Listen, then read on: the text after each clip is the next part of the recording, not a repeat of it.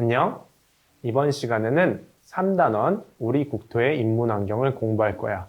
먼저 우리나라 인구 구성의 변화를 볼 건데 이때 인구란 사람 수를 의미해. 그리고 인구 구성이란 성, 연령 등을 기준으로 한 인구 집단의 구성 상태를 의미하지. 먼저 용어 정리부터 해보자.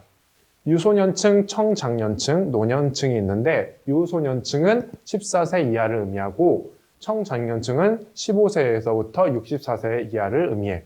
청장년층은 노동을 할 수 있는 집단으로 보고 있어. 자, 노년층을 보면 노년층은 65세 이상을 의미하는데 노년층 비율이 7%를 넘기면 그 사회를 고령화 사회, 14%를 넘기면 고령 사회, 20%를 넘기면 초고령 사회라고 불러. 자, 그러면 그래프를 한번 살펴보자. 우리나라는 1960년대, 70년대를 보면 유소년층 비율이 40% 가까이 되지? 그 말은 유소년층 비율이 과거에는 높았으나 지금은 점점점 줄어들고 있고 노년층의 비율은 증가하고 있다는 거야.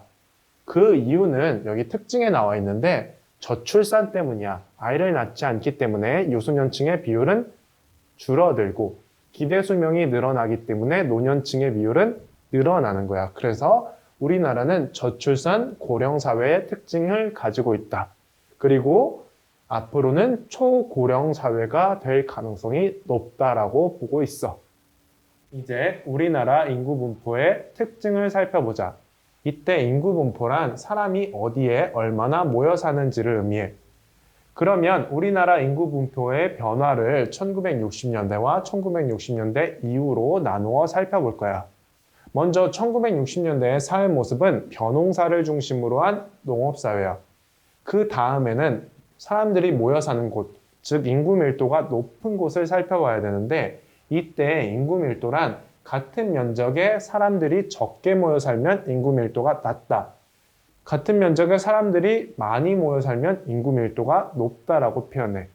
그러면 1960년대에 인구 밀도가 높았던 곳은 어디냐면 남서쪽 평야야. 남서쪽 평야가 높은 이유는 동쪽은 산지가 많고 남서쪽에는 평야가 많기 때문에 벼농사를 짓기 유리해서야. 그러면 1960년대 인구 밀도에 영향을 주는 것은 자연환경이라고 볼 수 있겠지. 자, 그 다음에 1960년대 이후를 살펴보자. 1960년대 이후부터는 많은 사람들이 촌락에서 도시로 이사를 했어. 그 이유는 산업화 때문인데 그렇기 때문에 1960년대 이후의 사회 모습은 산업 중심 사회라고 정리할 수 있어. 그리고 사람들이 모여 사는 곳은 대도시, 즉 수도권 같은 지역이지. 이때 수도권이라는 것은 서울, 인천, 경기를 의미해. 그리고 광역시, 부산, 대구, 울산, 광주, 대전 같은 곳도 사람들이 많이 모여 살게 됐어. 이때 인구 밀도에 영향을 주는 것은 당연히 일자리겠고 그에 부가적으로 교육이나 문화시설 같은 곳도 사람들이 많이 모여 사는 데에 영향을 주게 되었지. 다음으로 인구 분포의 차이를 살펴보자. 연령별 차이를 살펴보면 대도시는 14세 이하의 유소년층의 인구 비율이 늘어나고 있고 촌락은 65세 이상의 노년층 인구 비율이 늘어나고 있어. 그 까닭은 교육 혜택 차이 때문이지. 다음에 인구 문제가 발생을 하는데 인구가 늘어나는 지역은 사람들이 많이 모여 살기 때문에 주택 부족, 교통 혼잡, 환경 오염과 같은 문제가 발생하고 인구가 줄어드는 지역은 부족한 현상이 일어나는데 일손 부족, 교육시설 부족, 의료시설 부족이 그 문제지. 마지막으로 우리나라 도시 발달의 특징을 시대별로 살펴볼 거야.